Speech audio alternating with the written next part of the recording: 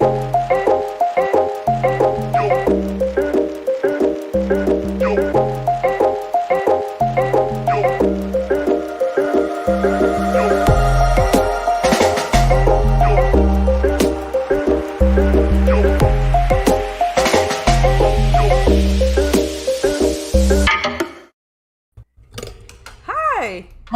how are you? How are you?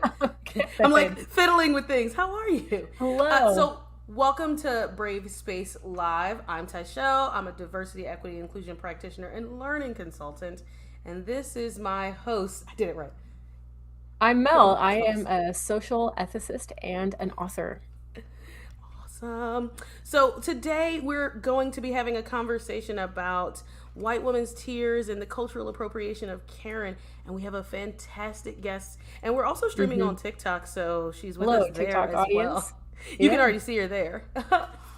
So we want to welcome our special guest, Rebecca Larsen. Rebecca is a woman who says she is a student of anti-racism. And she's learning constantly. She's one of my favorite TikTokers. You'll know her as the person with the blue wall. Although she just told us she might paint it, and I'm having an emotional attachment to her painting this wall because I feel like it's my learning wall. So let's welcome Rebecca. She's also an actress, so yeah, you can catch her. Maybe not on the blue wall, maybe in something you like. So let's welcome Rebecca. Hey, Rebecca. Hey. Thanks for joining us. What a kind introduction. Thank you so much for having me. Awesome. Absolutely. We love having you. So we wanted to get into this conversation. Ooh, there's somebody said that there's someone said there's issue. An echo on the TikTok side, Rebecca.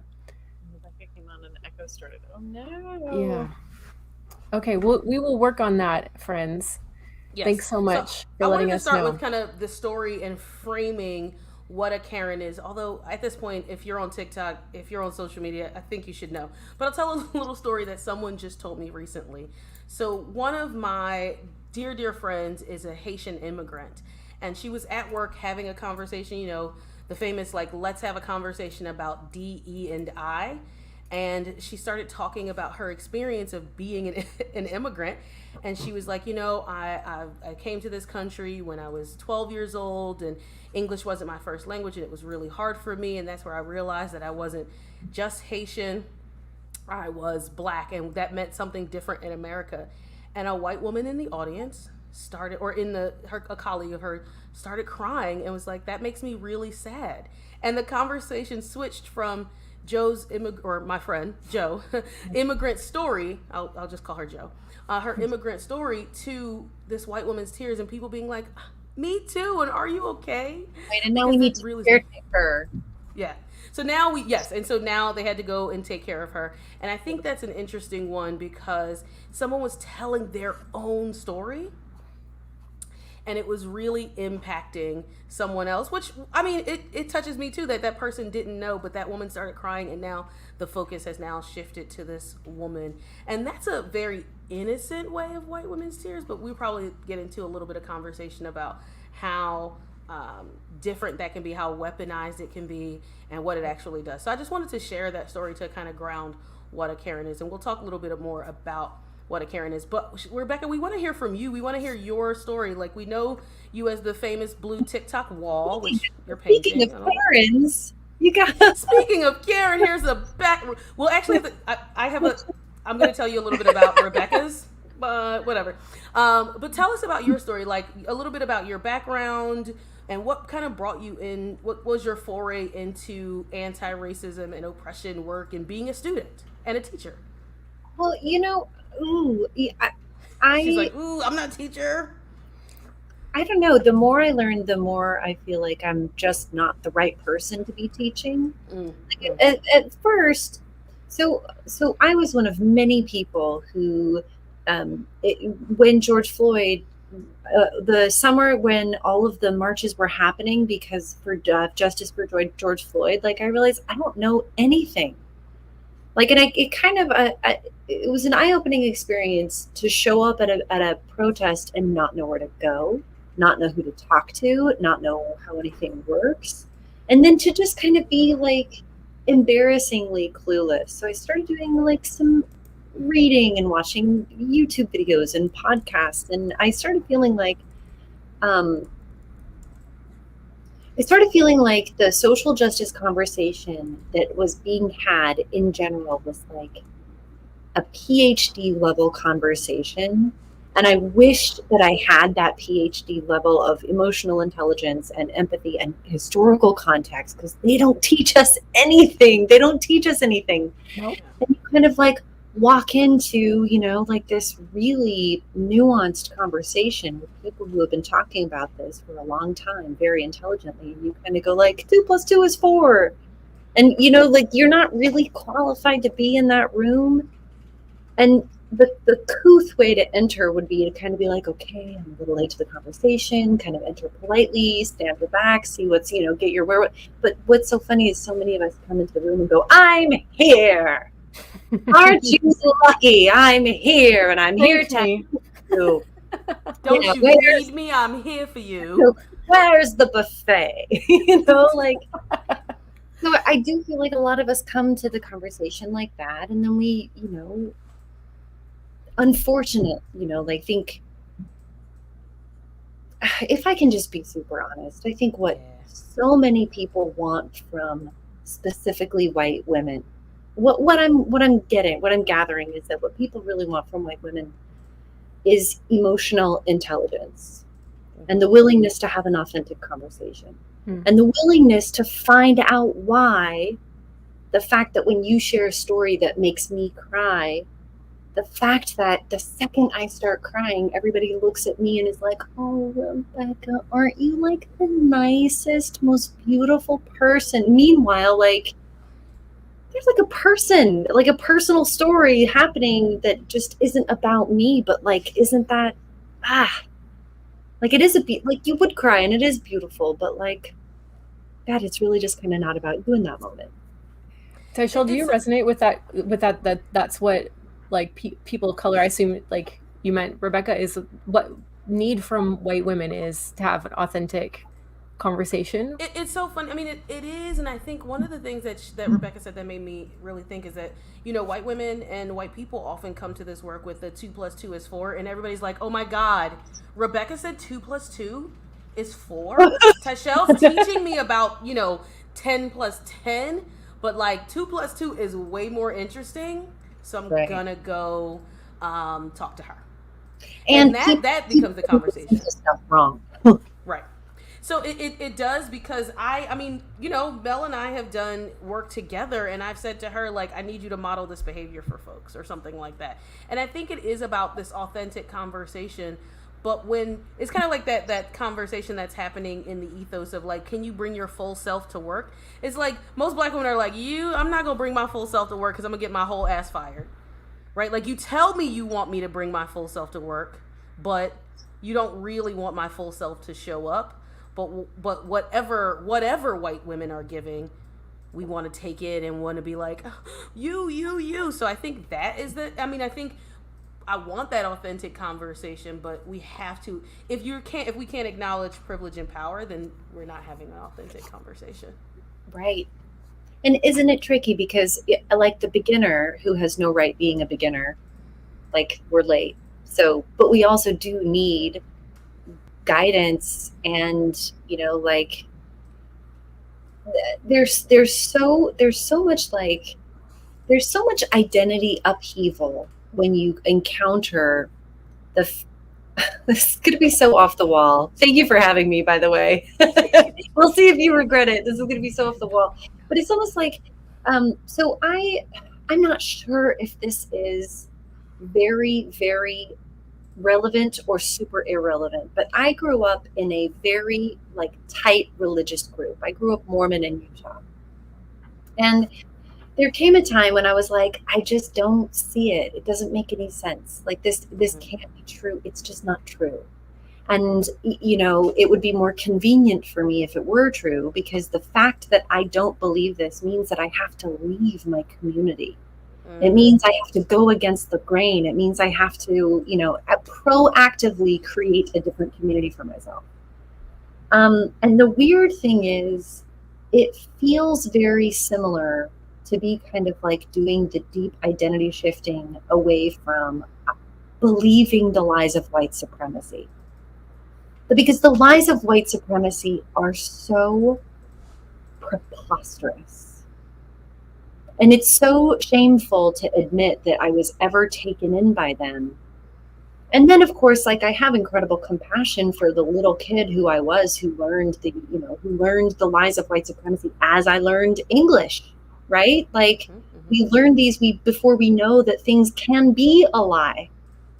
So on one hand, like there's the compassion part, but the other hand is like, man, like it's an embarrassing set of beliefs that was, you learn a little bit, is just about, the 1% wanting more, like, sorry, I know that's kind of a loaded term, but like very, very wealthy people wanting to exploit very desperate, unexploitable people. And there's white supremacy. And the fact that it exists is absurd. So on one hand, you want to laugh at it, but on the other hand, you can't laugh at it because it is so actively harmful today. Like, and today actively harmful, which is why it's so frustrating when you hear people, say things like, well, you never experienced slavery.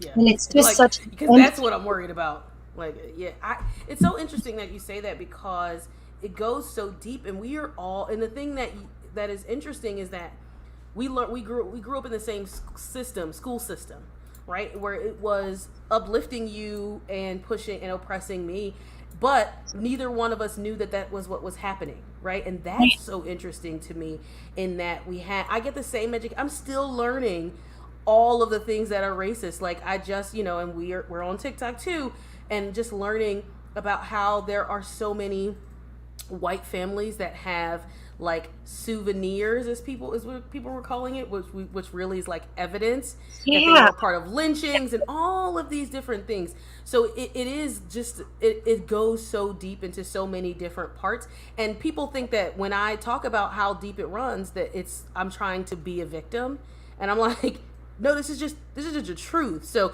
I want to, Mel, you can jump in, because I know you grew up with some of that background as well that may look different. So I always wonder what that looks like and how you deconstruct all of those things, and more getting into how we deconstruct that for white women specifically, which I think is really interesting.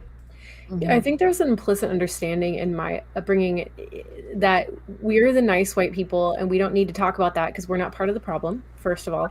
And second of all, I think there's also an implicit belief that talking about it makes the problem worse. But if you think about discussion, and you see this a lot in anti-critical race theory conversations right now, you think about the logic of talking about something makes the thing worse. Like talking about car problems makes your car have problems. That's not how that works. Talking about disease makes you sick. Otherwise, no one could go to med school. Yeah. That's not how that works, right? So simply talking about a problem and trying to address it, demonizing that process and not even allowing those conversations to happen is a huge issue. And like you pointed to, Tyshell, that you get blamed for simply trying to talk about how you need to exist in the world and how you need to survive in the world. And what it comes down to so many times is white women's tears, is white women allowing society to protect us and to shelter our feelings and to treat us like special flowers while literally demonizing and scapegoating women of color in particular. So I'm so glad we're having this conversation tonight, because that's got to change, and we all agree. But I think it's one thing to say it's got to change; it's another thing to start actually shifting culture toward that end. I think one of the things I think is interesting when it comes to like engaging with white women's tears, and I'm trying to figure out what metaphor I want to use, but I was going to use one, but I'll use a different one. In that white women, so when we talk about we always have to talk about the structure, right? So one of the structures being misogyny, right? Patriarchy, the patriarchy and misogyny, where women are a second class to white men, right? And then can also bolster, but below white men, but above other people. So you have this, I am not in power, but what gives me more power? And then I always think it's interesting, and maybe I'm off base. One of the things that I always think is interesting is how women need to be protected, and that's kind of where white women get this white women's tears from, in that we have to protect white women, we have to protect them. And I think that's always really interesting, because who's doing the protecting, and are they protecting or are they taking from white women as well? So whenever we talk about white supremacy or white supremacy culture, one of the things that I think is always necessary to talk about is how it affects white people as well.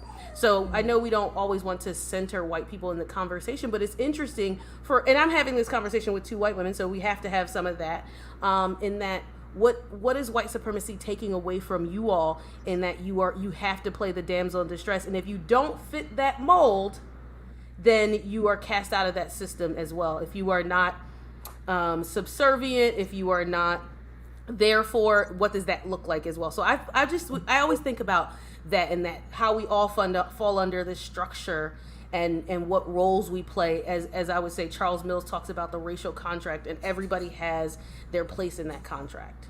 Yeah. Does that make sense? To me, it's sort of a function of patriarchy. Not that this is all patriarchy's fault, but if white women have been conditioned to believe from an early age that power for us is scarce, then we're going to use mechanisms of emotional control to try to gain power, especially power over other people, other groups of people. So I think part of it is patriarchy and misogyny, teaching women that we have to be emotionally manipulative in order to be powerful.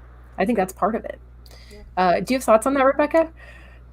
Yeah, it does seem like for white women specifically, the game kind of becomes that my privilege expands as I am more and more pleasing to those in positions of real power.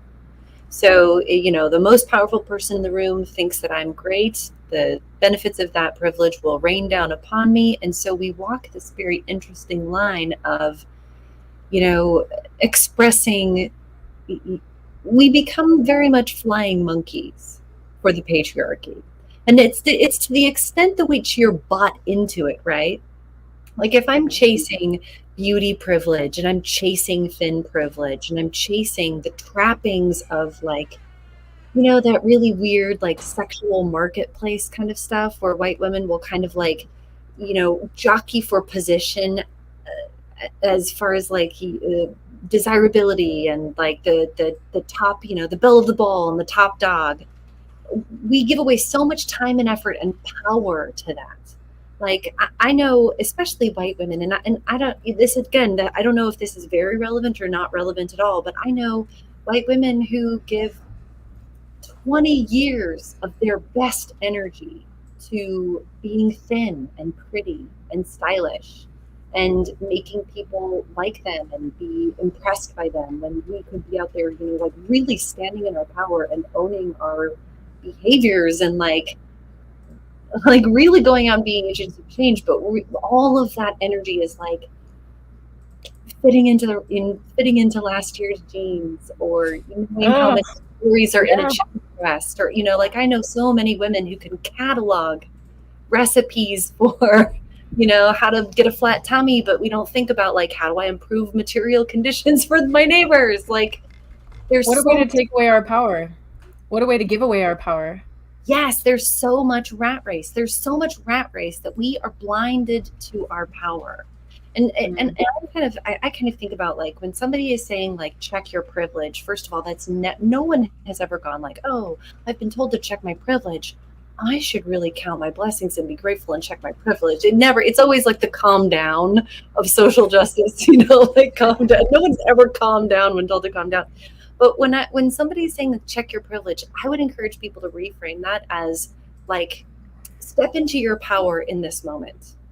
Because almost all the time when somebody's check your privilege, is you are occupying a place of power that you are fully ignoring in order to whine about the privileges and power that you don't right this moment have. But what a waste, because you could be, from your position and perspective and privilege, making life better for somebody. And wouldn't that be more compelling and interesting? We So just got my word phone just that my phone Tyshel's died. phone died. So we're going to have to end Oh, this thank live, you. unfortunately. This is such a good conversation. For those on TikTok, we are streaming live on Facebook, YouTube, and Twitter at Brave Space Live. Please go find us. We're going to end this live here on TikTok, but please go find us, follow the show, support the show. Thank you all for being with us. We'll see you I'll charge later. my phone next time. Oh no, and it looks like I'm Fine, just. we're having technical difficulties anyway. It looks like my audio is faster anyway. I'm so sorry I didn't fix that. Oh. No, you're fine. You're fine. Okay, so technical difficulties aside, yeah. So it's really bittersweet for me to talk about, white women's power, and then thinking about that power comes at an awful cost to people of color. So I'd love to get more into that conversation. Yeah, like girl power, yes, but what is the cost often to white women standing in their power? Is it white women being white saviors? Is it white women being fragile? Is it white women crying and causing attention to come to us? Is it white women feeling unsafe and leveraging the police to call people to call on people of color? Like, what is the cost? So that's a hard question. So one of the things that pulls me in for that conversation is how separating it can be for women, right? And how when like women's suffrage it broke apart. So when we start talking about feminism, we have to talk about white feminism or womanism and black feminist thought or black feminism, right? Because it was pulled so down, like, we want to move you forward, but it's going to take too long for us to get rights. Because people always say women got the right to vote in 1922. See, and I don't even keep up with it because it doesn't include me, right? Women got the vote in, I think, 1922, 1923, and then we say, wait a minute, actually, I'm a black woman and I didn't get the right to vote until 1964. So how it broke apart when it wasn't serving white women, and how we don't get to be girl power in a group and what that looks like. Even if you think about, like, I'm thinking about when you say girl power, it makes me think about the Spice Girls and how even the only black Spice Girl was scary. Right. I was like, oh my God, that's true. Well, it's girl she couldn't power. be anything else but scary. It's girl power when it's my agenda. Yeah. It's my agenda. We're a team. Right? But where's the solidarity? Yeah. I got other places to be. I have, I got a soccer kid to chop up oranges for when it's your agenda. When it's my agenda, where's the solidarity? Aren't we all women? It's such an interesting and detrimental thing. I know, it's so detrimental because it makes me think about all the times where I was looking around to my side and was wondering who was with me. And then but that's the thing, I had to wonder if we were talking about the same thing. So if we're talking about the patriarchy, I'm like, okay, but like I was just telling somebody, and I watch way too much TV. So I was recently watching the latest episode of Married at First Sight. And there is a woman on there, and this is a little bit different than White Women's Tears, but it shows the alignment. So bear with me. There was a woman on there who professed to be like forward thinking and feminist and anti-racist and Black Lives Matter, and she met a man who they would not say his political affiliation, but what they did say was he was differently aligned than her. He was differently aligned. They had different political ideologies, so they never talked about what parties they were in, which I don't think necessarily always matters, but so they were talking about that. And she wanted to date him and be married at first sight, so she was willing to give all of that up to align with him. Like, and it was so baffling to me that she was like, oh, okay, I'm gonna go with you on this one because I want to be in a relationship with you. And I was like, oh, it is that easy? Like, you can just give all of this up so you can be aligned with this man, so you can have a husband. And I think about that for women, for white women, both as a, like, damn, I'm sad that you have to give up all your ideals to be with somebody, but damn, you gonna give up all your ideals for somebody? Like, both. And I'm just like, I'm sad and I'm disgusted. Yeah, I don't know if that fits in specifically. It's not necessarily the tears, but it just shows that alignment is off when we talk about who we want to be with and how we get into relationships and who we align ourselves with. It seems like a combination of the subconscious being taught that we have to give up our values, our empathy in order to exist in white culture, and placate placate white patriarchy, but also I think being taught from a really early age to devalue women of color in particular, in very subtle ways. That from everything from beauty standards to the way professional culture works to just devaluing women of color's issues, and so I think we are conditioned not to be in solidarity in so many ways. Yeah.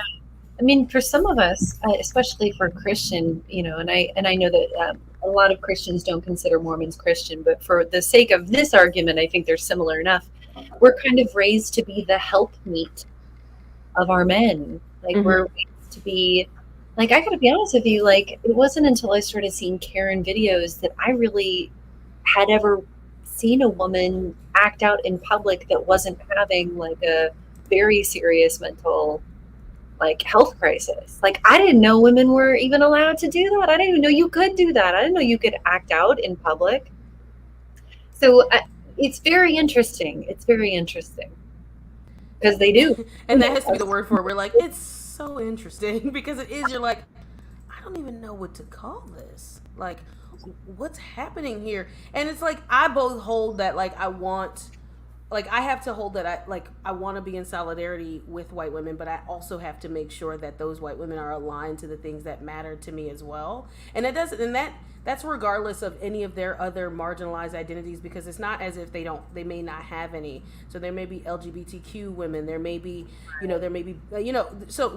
disabled women, and how does that look because if they leave me behind, I'm left behind.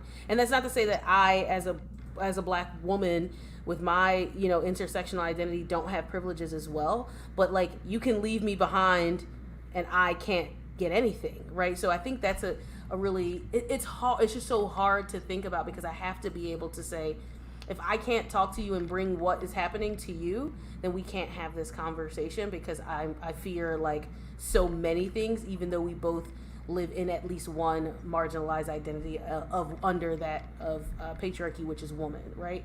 So I think it's so interesting, but I think it one of the things that bothers me is that people are going to listen to you. Like I get called aggressive if I say something, because I was never taught, and people will tell you this, like for me, that I could be sweet and nice, because I was always having to do to do better, to think better, to go to a better school. I'm not saying other people don't have that, but we're not out here describing droves of black women as sweet, nice, and delicate.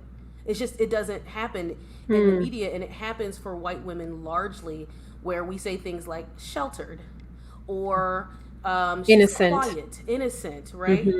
And how we talk about that, no matter. And I think one of these things is interesting. So they actually had to put in, during chattel slavery in the United States, they had to put in an act where you couldn't beat mulatto children as a form of property and things like that, because white women were beating black children that were the offspring of their husbands to death. Right.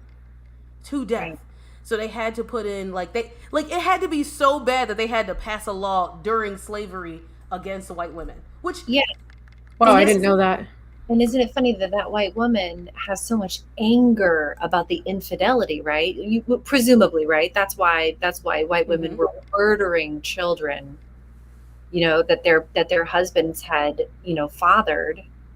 Like, categorically, it's categorically the R word, right? Like, I don't know if we use that language on this podcast, but instead of being angry with a husband, all of that rage, because you can't, because your privilege grows or shrinks to the degree that you are pleasing to the person in power. So she can't upset him. So any vitriol that comes out of her has to go out somewhere else.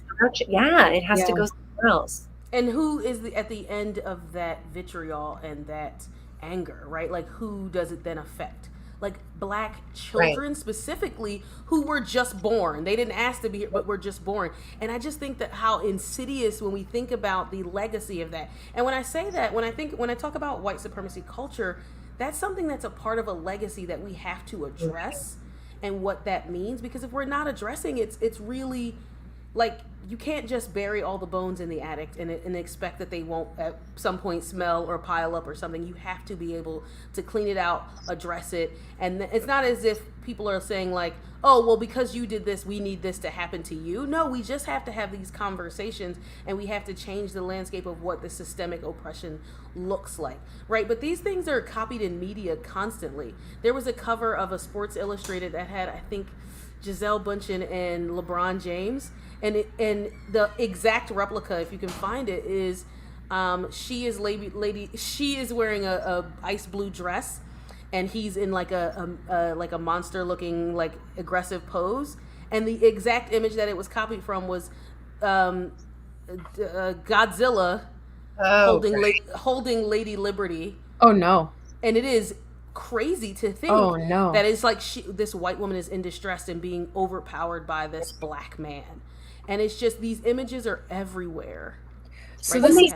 They echo forward and forward, but if you never learn any of the history, you don't hear the rhyme.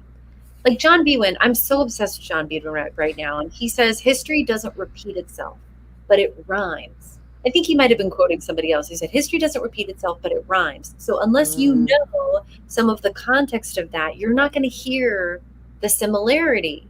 But if you know a little bit of the context of that, the similarity, you can't unhear it. You can't unring the bell of knowing like these are lies. Yeah. It's absurd.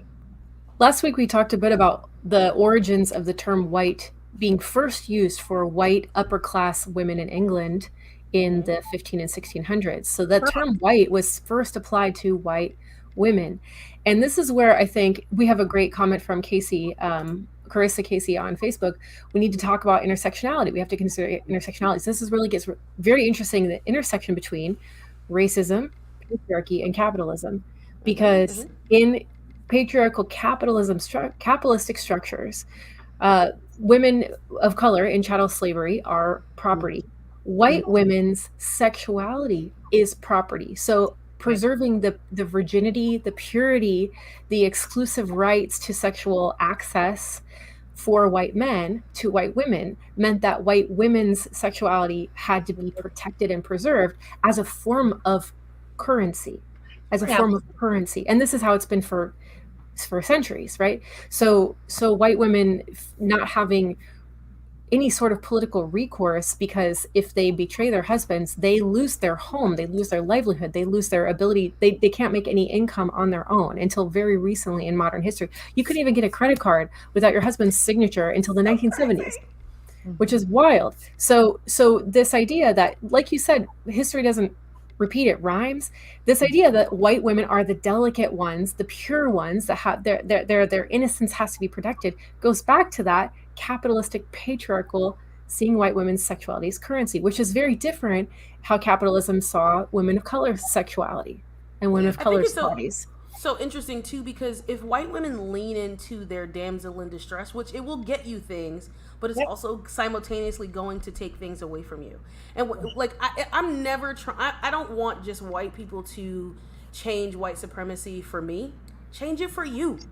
Be invested in it for you, your learning and what you're missing out. Because I think oftentimes people who do get into this social justice work are like, well, I care about my black friends, my black neighbors, my black pastor, my black whomever. And it's like, no, but white supremacy is killing you. Right? I was just talking to somebody about this, about how we can talk about how women's clothes are sized, right? Or the fact that no women get pockets that are like this big is because we're not supposed to have a lot of stuff. Even though which is funny, because most women now can carry like one thing on every finger when they're carrying something, more than men could ever carry. But like it's and those are like very trivial things, but when we're thinking about what that looks like, it's also harming you, because if you play into the role of being a damsel in distress and everybody, it's harming black women, absolutely, but it's also harming you, because you're not going to be able to become president. You're not going to be able, because people will say like, oh, you can't run a company because you are a woman and you're going to have a period and you're going to hit the destruction button, or you're going to tank our company when you're emotional. And she's like, what? So when we play into this damsel in distress, when white women play into this damsel in distress, it's also cutting off how far you can go as well. So we have to think about what that looks like. And I want to it not be centered on me and us and me not to be able to advance at all too. But I think be invested in this because it also harms you. Yeah, it really is trading in $1 for 2 quarters. It is. I'm thinking of, what is a damsel in distress? It's a fairy tale character. Right. Well, it's also a recipe to be good. A good woman is quiet. A good woman is supportive. A good woman is innocent.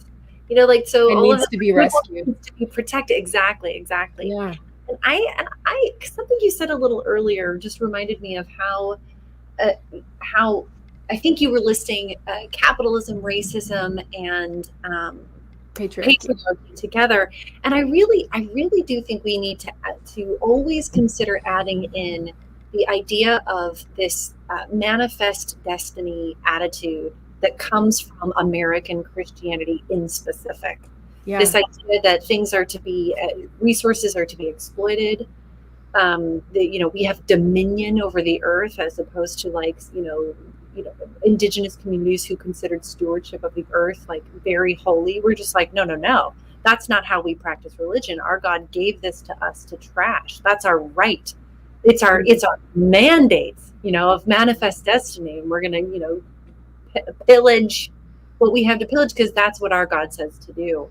But I do think white supremacy is, I was thinking about clever things to say on your podcast today, and I was like, ooh, I really want to get this one in.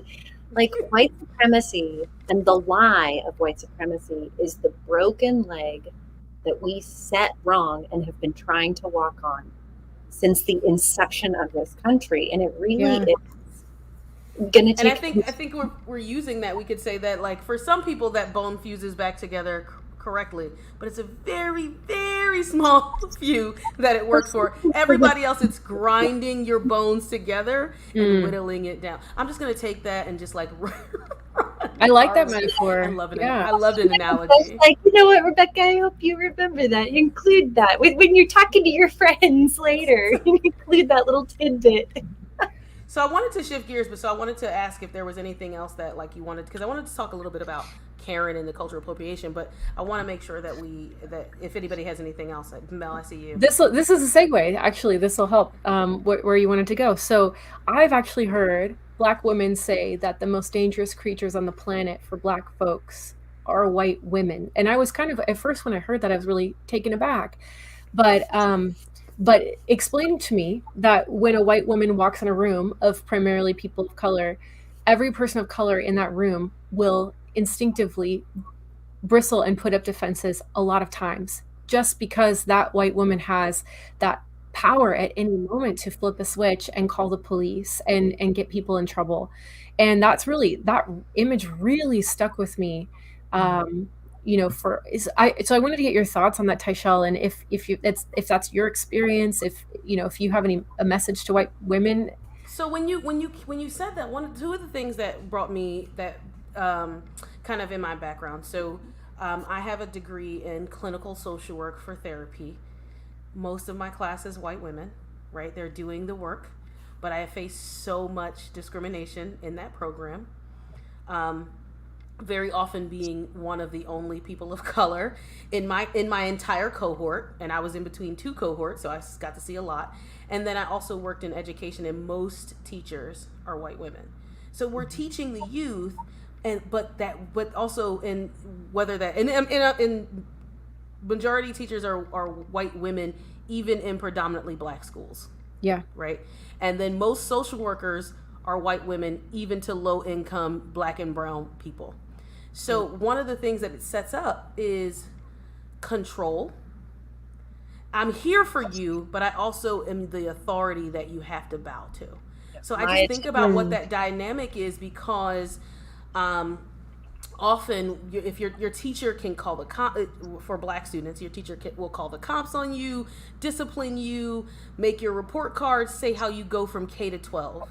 And then in social work, if I need something, right, and say I need, welfare from the state, which we have to be clear that the majority of people on welfare are white people, about 64%, something like that. are white people, but as a person of color, you can say, I'm lazy, I didn't do what I need to, you're gonna discriminate me, so you're holding that over. So I think there is this, it becomes an authoritative position that you have over people in very vulnerable states. So if white women are not careful in how they lord their power or how they engage with those communities, it can become a sense of domination, because you get to hold a position where you're over vulnerable populations. So there are great books that talk about what white teachers need to do about teaching black boys, especially because that's also a strange dichotomy that happens, but also over other people, and really thinking about this. And I say this, and I say it repeatedly in every group that I'm in. I had a great professor who said that when we were in school, either you're going to become a social agent of change or a social agent of control, and it's a very thin line between the two. So you have to really be engaged with who you are and what authority you have over people. So I always think about that, because although it's true for white women, it could be true for me in a position of privilege as well. So I always think about whether I'm a social agent of change, and that's sometimes where I say the things out my mouth that I'm thinking and other people are thinking, well, and then I'm at work and in programs when I'm consulting, like, I'm gonna get fired, they're never gonna ask me back. But for white women, you have to think about that control and how you could lord power over vulnerable groups of people, because when we're thinking about white women's tears, often it's just a weapon. Mm-hmm. Right, like it's a weapon, it's not useful. So I think about that. That's how I engage with it. I try not to, and I've done a lot of work in not bristling up when I see a white person, but like I still have to act a little differently at different times. I do. Out of self-protection, would you say? Absolutely. Yeah. Definitely out of self-protection, because I want to make sure that, because one of the things that happens is that if I say the wrong thing, or I have said something to this white woman that she might have specifically done to me, they're going to take care of her, because her response will be to cry. Yeah. But that's the thing. Didn't you have a story about this, that this woman called you the wrong name? So it was, yes, it's a short story. So it wasn't necessarily me. So she called my coworker by my name. So I was working at a university, and I had been there for a few months, and I had met this person multiple times, like numerous times. And my coworker, who was new, about a month in, a couple weeks in, goes to meet this student, and the student calls her Tyshell, or she calls my coworker Tyshell, and my friend is like, my coworker, my friend is like, that's not me. I'm not Tyshell. Do you not know that we're different people because we're black? Or does that not, like, you've met her for really numerous times, and that would be disrespectful. Like, really think about that. And this girl started crying, like bawling, crying, and then she went to her supervisor, who was a white man, and was persistently crying. So then the supervisor, who was a colleague of ours, came to my friend who said this to her, who got called the wrong name, because you called me the wrong name, and that's not the first time I've been called the wrong name. Came to her and said, you need to apologize because you hurt her feelings. Just for telling her she called you the wrong name, called the person the wrong name. For telling her you called me the wrong name, and it could be disrespectful. It was, she didn't, but and then it was like explained away. She didn't mean it. You should know she didn't mean it. She's a student. She's learning. Mind you, the student was also 20. It wasn't like she was 12. She's in college, a senior in college, and she's 20. Yeah. So for somebody just to tell you what you did wrong was too much for her.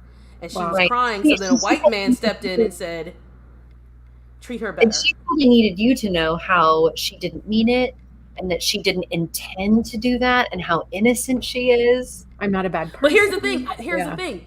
Sometimes that happens in a conversation, but what shuts all of that down is if she starts crying. Right. Yeah. None of that even matters. She doesn't have to. She doesn't have to explain herself. She doesn't have to talk about her intent or her impact. She doesn't have to say, I'm also marginalized. So the conversation that we probably could have had and had debate on, or what these things are, shuts down because now she's crying. White women's tears are the end of conversation. That's what it comes down to. And it's infantilizing. Can you imagine? Like, when you cry, you're being now infantilized. Like, this man is not saying, I'm going to stick up for you. What he's saying is, you can't control yourself, so I'm going to help you. because you're a child. Yeah. Like that. I want white women to hear that when they start crying about something they've done wrong. The Yeah. conversation can only be as big as the container of the worst emotional maturity. So if the person involved in the conversation has no emotional maturity, no capacity to have an authentic relationship or conversation, it's weird that it's okay. Like, it makes sense that the conversation is only as big as the chain is only as strong as its weakest link. But it's very weird that we just let these weak links be weak. We never go to her and go like, hey, or have you ever considered not crying when somebody corrects you? You know what I mean? Like, that's Yeah. and it's That doesn't often when a happen. child cries, imagine when you see a person, like a child walking, and they stumble and they fall and they cry, we all gasp. right. Collectively we stop, but that's because that's a child. But that's the thing about patriarchy, is that women have to be led. Women have to be perpetual children. Right. And I think about this, and this is, I would frame it this way, because I know we're talking about white women's tears, is that this is what Raymond D'Angelo talks about when she's talking about white fragility.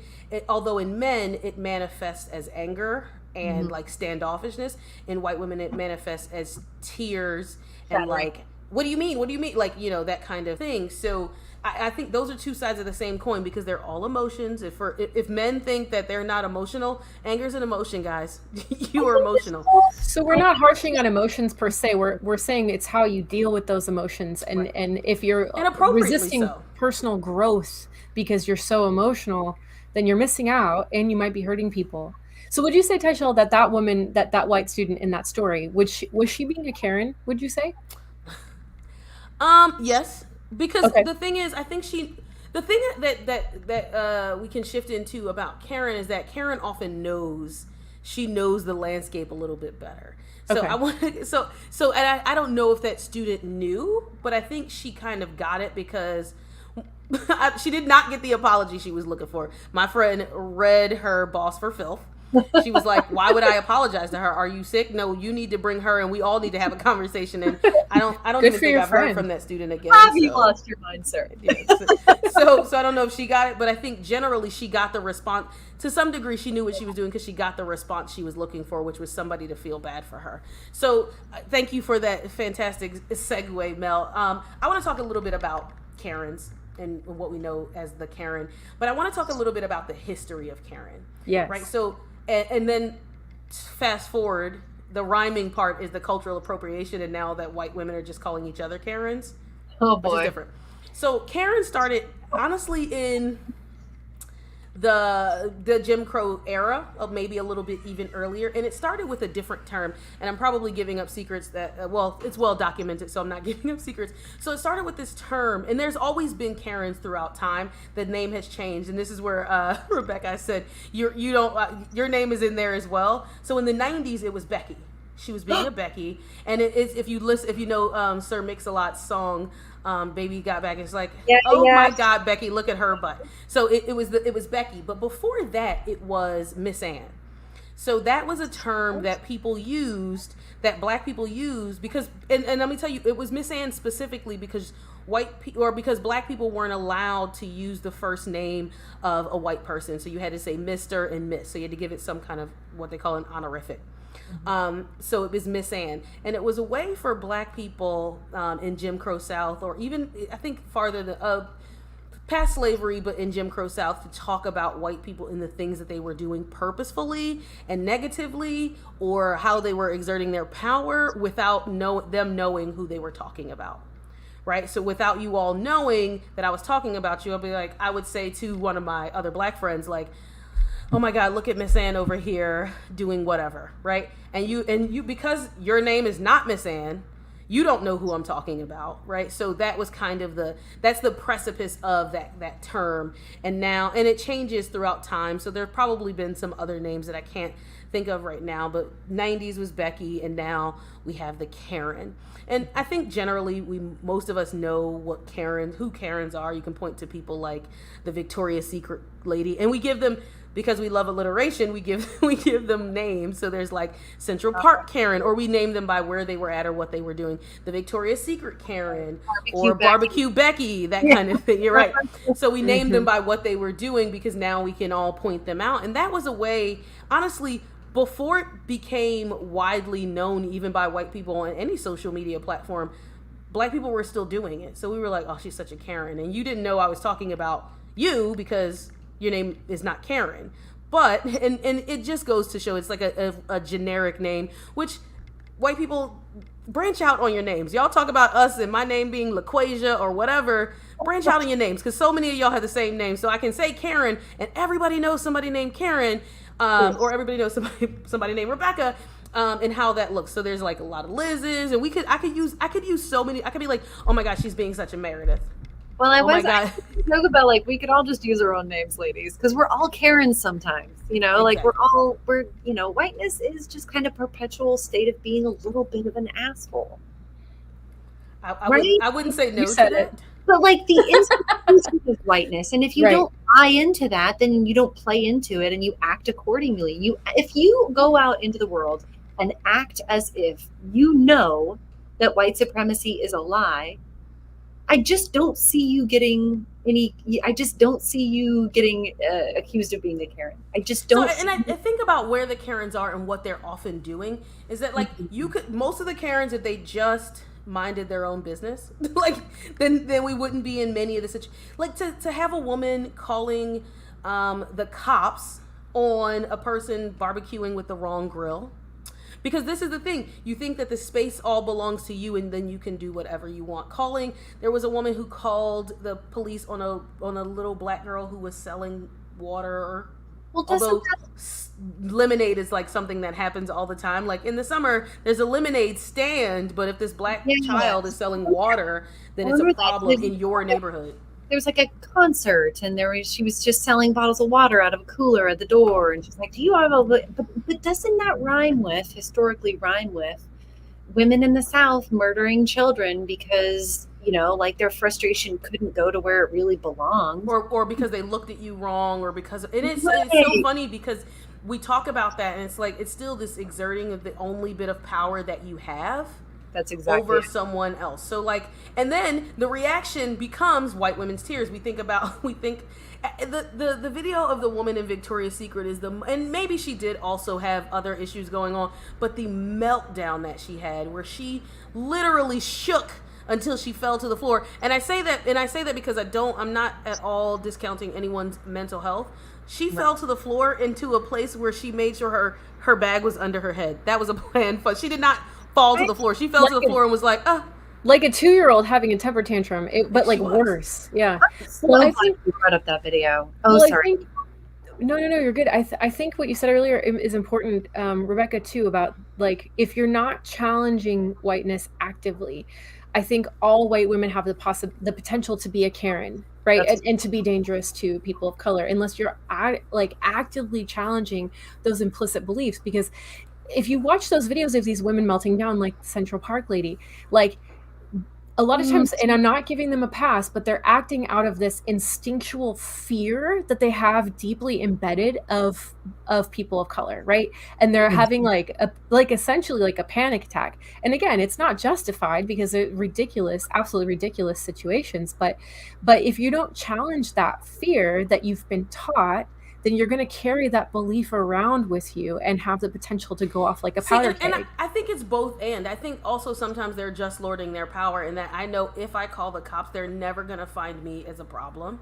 If I cry, I know someone is going to... Like the woman, if we're speaking specifically about the woman in Central Park, which I know her name, but I don't want to say it, is she called the police on someone knowing, like, you cannot hide from the fact that people have been murdered. Right. Did the calculus and said, I'm going to call the cops on you because I can. Like, that was a very, like, I don't know who this woman is. Like, I don't know if she on a regular day would be that person, but on that day she was. You know what I mean? Yeah. Like, and it's the thing. It's so insidious that it could be you. Her at her worst, but still, she looked at that man and said, I have a power over you that I can use, and I'm going to... You saw it in her face. And part of it was because she was being told Right. to back up and put a mask on, and that this is at the height of And to quarantine. Oh leash yeah, her. she didn't like that he was telling her what Yeah, to do. leash her dog, right? So she was like, Yeah, "Wait a minute, that's what it you was. think you have power, but I actually have the power Yeah. in this situation."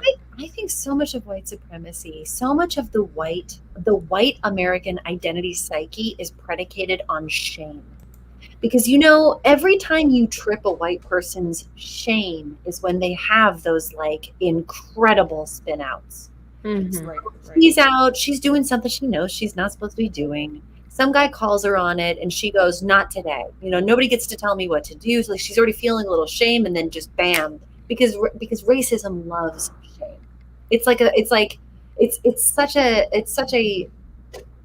It's such a quintessential part of being a white person is running from the shame of being But a then white. also to what you talked about, it's also embedded in religion that you have this shame model, and shame becomes so internal that it's something you can't move from. Like you're like, I feel so ashamed, and it's this opposite of what white people feel when they say I'm a good person, right? Like I think it's I the hear that exact primarily from white people. He's a good They guy. tell you He's a they're a good good person. they are shame spiraling in that moment. If they're trying to prove to you that they're good, it's because they're feeling ashamed. There's a huge I, disconnect there. Yeah, there's a huge disconnect there. Like as someone like who said theology for a long time, for Christians in particular.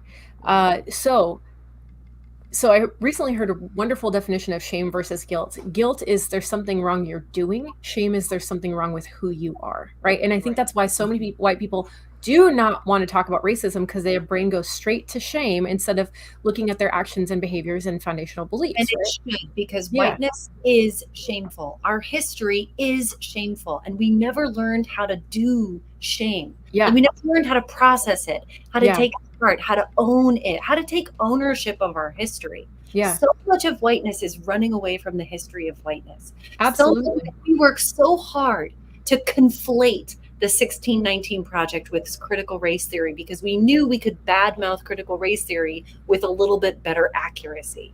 Yeah, You know it's what I true. mean? Like, so much of it is trying to avoid the shame of whiteness. And isn't it interesting that when you see the spinouts, women shame in a very Karen way, we cry, and men shame via anger.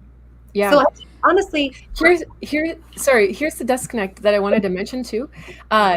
So in Christian theology, especially conservative Christian theology, you are a sinner.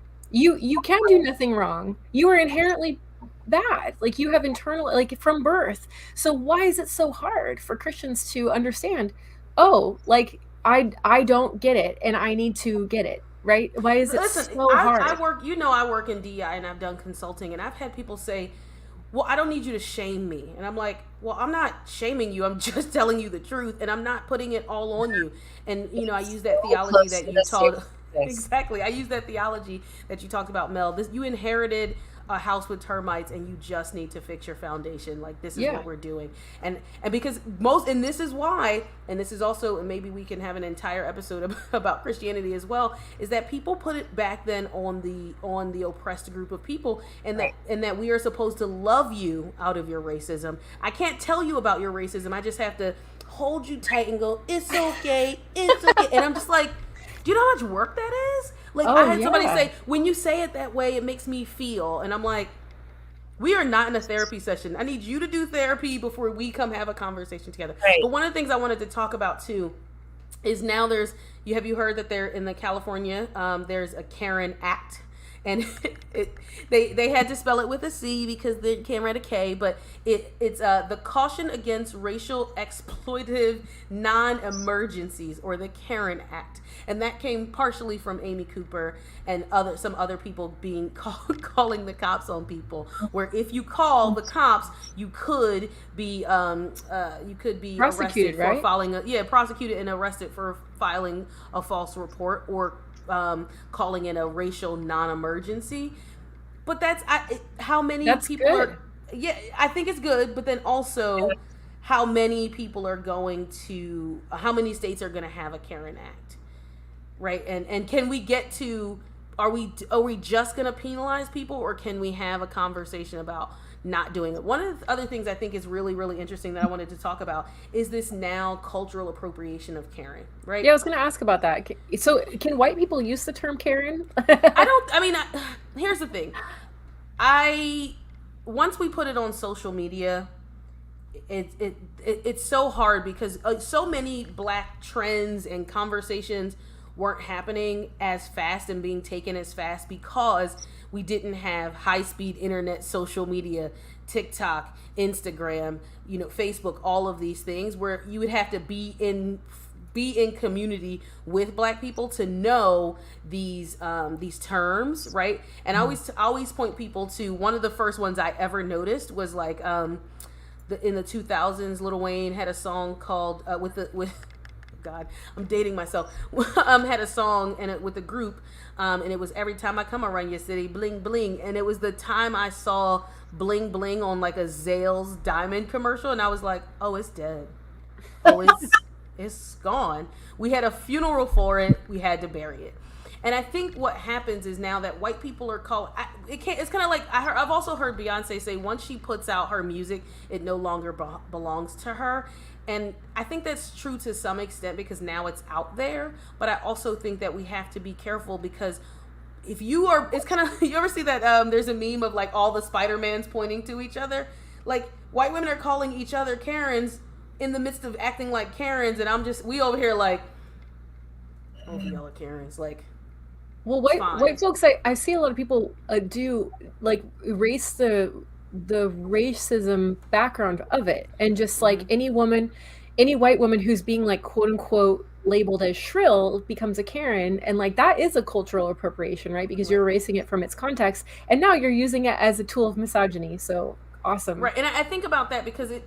And they're also, we have to be careful about that too, because there are also white women who say it's misogynistic to call somebody a Karen. It was not misogynistic when we were doing it. We were doing it for a very specific reason. But now that you've culturally appropriated, you got to take everything that comes with it. So we can keep, but we do it with men too. It's just not as popular because that we're on social media having these conversations, and then white women are acting out in a way. But there are names for white men doing like, oh, he's being such a Brad. So we could do that too.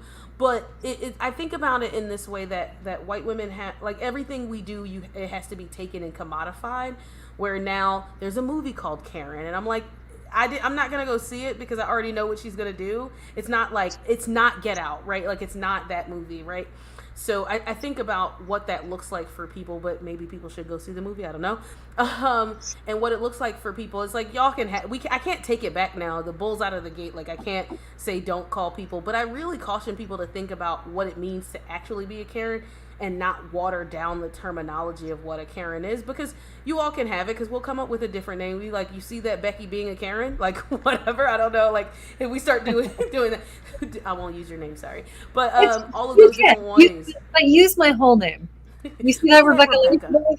But I also think it's funny because we can do this we can have a conversation about names specifically. Generally, there's a study called I'm gonna butcher the names.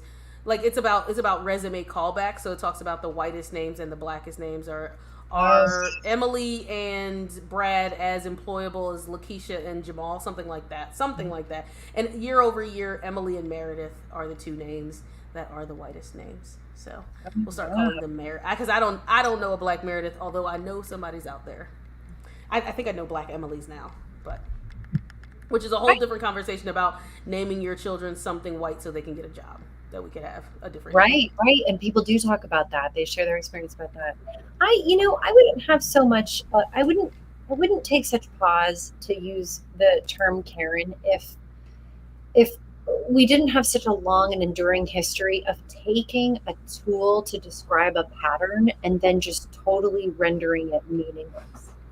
Like, because for me, the Karen, taking the Victoria's Secret video, the woman having the active meltdown, for me, she's a werewolf. Like, I think all white people, even the best of us, have our moments where we're, like, I don't mean to say that. I don't think the best of us have meltdowns like that. No, she was having a very serious meltdown. She was poorly behaved, and I was embarrassed for her. But you know who I really thought were the Karens? Were the women in that Victoria's Secret who did and said nothing helpful. And the woman who came up to the woman who was taking the, oh, I learned her name, but then I forgot it, who said, like, maybe you should just go. That's a Karen. That's a Karen. Nobody came up to her and said, like, hey, are you okay? Do you need, can I just like, can I just stand by you and like make sure that she doesn't, because this woman was charging her.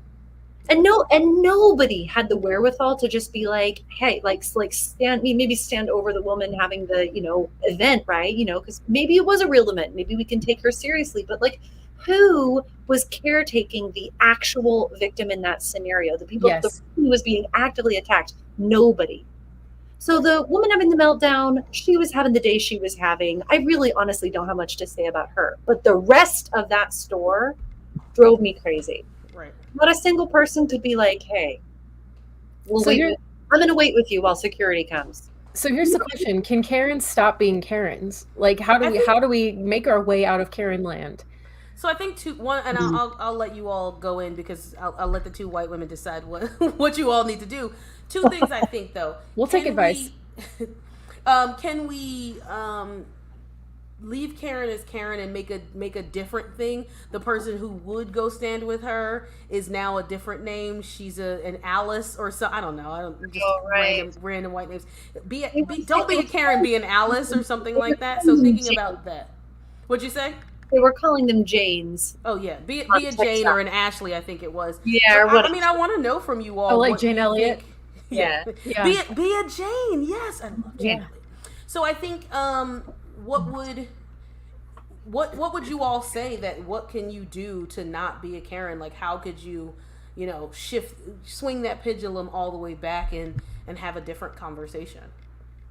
Well, I guess it depends on what you're present for, right? Because these outbursts, these public outbursts, you kind of are either in the room or you're not, right? Right.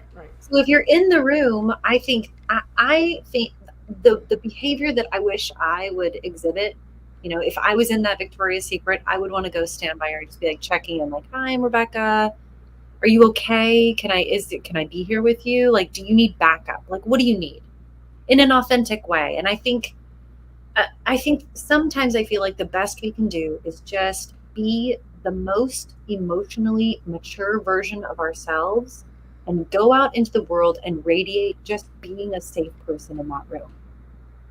And like, you don't need to tell everybody that you're safe. Like if you have to tell people like, hey, by the way, I'm a safe person, you're not. You just be safe. Just be somebody can trust. Like offer help when necessary. Be neighborly. That's the word I would love for white women to embody, neighborliness. Because you don't have to be everybody's friend. You don't have to go out and give hugs to strangers. You know what I mean? Like I think especially new coming white people to social justice spaces, they really just want to give the best of ourselves and we want to be there and supportive, but we don't really know how to do it. It's kind of like underfoot a little bit. Yeah. But just go and be sane in a room full of crazy. And then of course there's like the stuff we can do, in rooms full of only white people. There is so much work to do in rooms full of only white people. Because, Tisha, people probably, and actually, I'm not going to assume I know about the white people in the rooms that you're in, but if they're just assume that in my entire life when I'm in rooms full of white people, which, God, it happens all the time because of work, because of college, because of graduate school. So go ahead. Yeah, the rooms of white people. Yep. I assume the quality of person in that room, but I will tell you when I have conversations with my white family members, with my white company members, with my white friends, people get really honest with me because I make it a safe place to be honest, but it's always like the same people always have the same 6 questions if they feel safe enough to ask them at first. And people are always running into the same emotions. Like I talked to a very conservative, like my brother, my closest sibling in age is a Ben Shapiro Republican. But when I'm being honest with him about like my dismay at our history, my dismay at some of the systems that are in place, like I'm his sister, he'll listen to me. He's not going to listen to a public service announcement with a list of, popular actors and actresses talking about it's time to get right with racial politics. Like, no, like there are some conversations that can only happen that are lengthy conversations where we have to go collect our people. So what I do in the Victoria's Secret with a stranger, I'm probably going to ignore the woman on the floor. I don't care about her. I'm going to check in with the real victim of the situation, and then I'm going to be like the sane, just try to be sane in that insane place. But the real work for me, I feel like, is around the Thanksgiving table. It's being sane in that room, because my Ben Shapiro brother, God bless him, he's probably never going to listen to me, but his daughter might see the difference between our perspectives and go, oh, maybe there's a rift, maybe there's a crack. Well, his daughter, she may be Gen Z or even Gen Alpha, Right. and they're a different breed of children altogether. So they're looking at things differently. But that made me think, and Mel, I want to hear your perspective too. But one of the things that made me think is, I think about the Karen and then the white women's tears, and it made me go back as you were talking about the Victoria's Secret.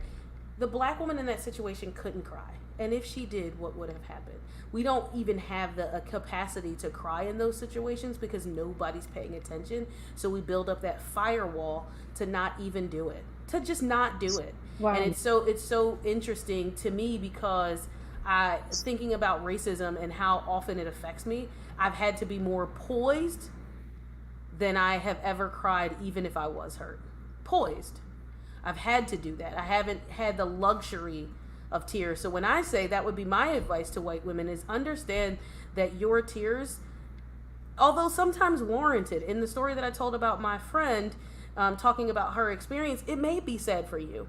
But think about how when you cry, how people treat you, and that not everybody has the luxury of crying like you do. Like everybody says go to therapy, but like not everybody can afford it. Not everybody can find a therapist who they don't have to explain racism to, that kind of thing. So I'm not saying that people shouldn't do it. You should cry, but you need to be in the circles of people who maybe reflect. And I think one of the things that you said, Rebecca, rings true for me because I don't have the emotional capacity to talk to your brother or other women like you all of the time. And then I should be able to be like, talk to Rebecca, not me. And I think that that's important because yes, you love them, and yes, they are. Please don't. Also, stop telling us that you're a good person and other people you know are good people. All of you all, it's fine. Yeah. I'm calling. You are only as good as in the moment that you're in, and really thinking about the breadth of who you are. Because sometimes you don't get a second chance to make a first impression, and the first impression that you give is lasting unless you try to build community and build bridges. So really think about how that's impactful. And if somebody's coming to tell you something you did was wrong, they are trying to build a bridge. Yeah. Like I could just tell you about yourself, or I could save myself that emotional conversation where you might cry and I could just walk away and never talk to you again, or be like, email me and don't talk to me, right? Like that. So I think about that in that ways. I want white people to be having conversations in rooms with white people so I don't have to. And that's why I even some of the work I do is so that although I open myself up to have these conversations for people to learn from me, I know that it's lessening the burden of my black friends and colleagues around me and people that I know, because now I'm letting you ask me a question and I'm also holding you accountable in that space. So I ask the same thing of white women in general. So Mel, I'd love to... Thank you for doing that work. That is amazing that you do that. I'm serious. Like you put yourself in the way of those conversations because I know that's not easy for you.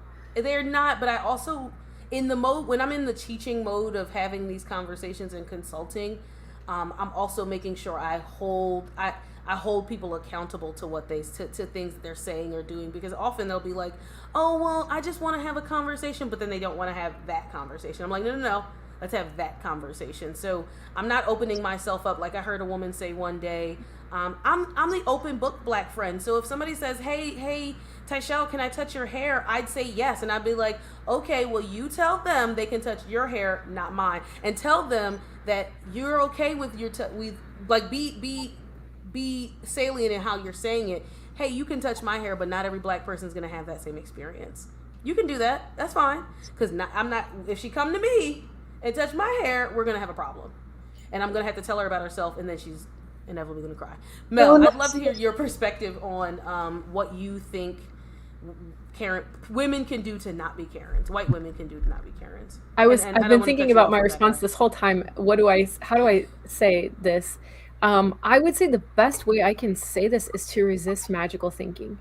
Resist the magical thinking that you are a storybook damsel in distress child-like character who needs to be protected. Resist the magical thinking that you that you don't have power, that you can't be an adult, that you need to be rescued, and resist the magical thinking that your intention, that your motivation matters a lot. Like, oh, Mhm. but I didn't mean to get you in trouble when I called the police, but you did. And your motivation doesn't matter. And you can cry about that, or you can take responsibility for the fact that your actions negatively impacted somebody else. So it really is magical thinking to, in my opinion, to say, uh, well, I didn't mean it. Oh, I didn't and ask people to coddle you like a child. And, Um, and if I can add on that, yeah, please. avoid the magical thinking of assuming that I'm the exception. Yes, that I'm one of the good ones. People I don't do need to that. worry about it. Don't do that. I I'm the exception. Yeah, It I makes me do. think about Disney princesses. Yeah. Stop getting that out of your head, because what she didn't tell you, that she, after she lived happily ever after, was that she still had to pick up Prince Eric's fucking socks off the floor, and that he's an asshole, and no matter how big the mansion is, he expects her to fold the laundry. Right. And that's the thing. You are not to be. You don't need to be rescued. I heard a little girl that I follow on Instagram, Madison, say she went to go watch I think the Little Mermaid, and she was like, no, it was Aladdin, and she was like, well, she doesn't need to wait for the prince to go see the world. She can go by herself, and like really lean into the power. And I'll send you all the video if you find it. Madison Jade, I believe her name is. It's lovely. Wait, hold on. The Little Mermaid never saw the world because she just met the prince. And not the Little Mermaid, Jasmine. Oh yeah. Jasmine, but she didn't. The she only flew around that one city. She could have seen anything she wanted. And she did. She said, but he was like, I can show you the world, shining, shimmering, splendid. And she was like, she doesn't need to wait for him. She can live her own life. And I was like, yes. Madison, I'm gonna live my own life. Yes, Madison. Yeah. Final thought on this. I think out of everything we've talked about, and I think this was stated before, but I think it needs restating. I honestly think the only way out of being a Karen is to become an active anti-racist, to do this work actively in the world. You can't just accidentally, again, magically fall out of being a threatening Karen figure. It's not just going to happen. You have to take responsibility for the work that we're doing, that we're all trying to do. We don't do it perfectly, but we do our best, right? And that's all we can do. I'm gonna say this. I'll say, be anti-racist, and also mind your business. It doesn't matter if that person's in the wrong parking spot. Yeah. It doesn't matter if I picked up 2 for 1 and that's not it. I'm saying It doesn't matter if I'm barbecuing. If I am not in your house barbecuing in your kitchen, mind your business. Mind your business. I just 14 items in the 12-item lane. You know what I mean? I worked at a Whole Foods, and people used to tell all the time. Oh gosh! Like there's a meme on TikTok, Instagram, Facebook, all that, and it says, "How you gonna be racist and have acne? Worry about your own skin. Like worry about your own skin." And that just mind your own business, but also be anti-racist. Like be anti-racist. Learn from the people who are willing to teach you, or the books that are already there. Yeah, but also you don't have to go up to people and mind their business, because often it doesn't end well for you, even if they were doing the wrong thing, but because also you don't own what is right. White people don't own the right to the right to whiteness, the right to right, whatever. You don't own it, so you can't have every space. So I had a question, but we'll have to push that to next week because we had such a great conversation with you. Final thoughts, Rebecca? Yeah, you wrap us up as the guest. Please wrap us up. Yeah. Oh, wow. What an honor. I think that in order to avoid being a Karen, I think a really good, practical, but totally outrageous thing to do is to work through my shame around my white legacy. Because I really believe that these Karen spinouts and these Brad, Kenny, Kyle, Keith spinouts are just shame escaping us in destructive ways. Like the smoke But I coming think, off a pan. Like, yeah, look at yeah, this. Wow. Look at the Wow. shame. It's Wow. going to start a fire. a really wacky way that are, and I think that if you as a grown white woman really take anti-racist education seriously, I think you are going to come to a point. I don't know if anybody remembers the Fifth Element movie. It's like a 20-year-old movie, but there's this You're point. dating yourself, Rebecca. Oh, I'm 40 and I love it, by the way. Yes. So, Awesome. double Okay. talks to everyone. But there's this moment where this actress Mila Jovovich discovers, like the file on war, and she sees all the images of war, and there's this like very like schmaltzy '90s movie, the scene where she sees what has happened, and she has this like emotional like reaction of like overwhelming shame and empathy. Well, not shame for her because she's an alien, but like empathy and like the trauma of seeing the reality of the situation. And I think that white women, if you really are serious about getting an anti-racism education, there are going to be things that you will learn that will make you cry. There are going to be things that you learn that are traumatic and shameful and terrible and terrifying. And I think you should, if I were talking to me from a year ago or from however long ago, find a safe place to process that isn't making it the job of an already oppressed person to like help you manage seeing oppression with clear eyes for maybe the first time in your life. Yes. That's Have excellent advice. for white people, have a process partner, have somebody help you through, and take some time. It takes like a year. You got to find the people who are doing the work so they can hold space for you and hold you accountable at the same time. Because it is such deep work to do.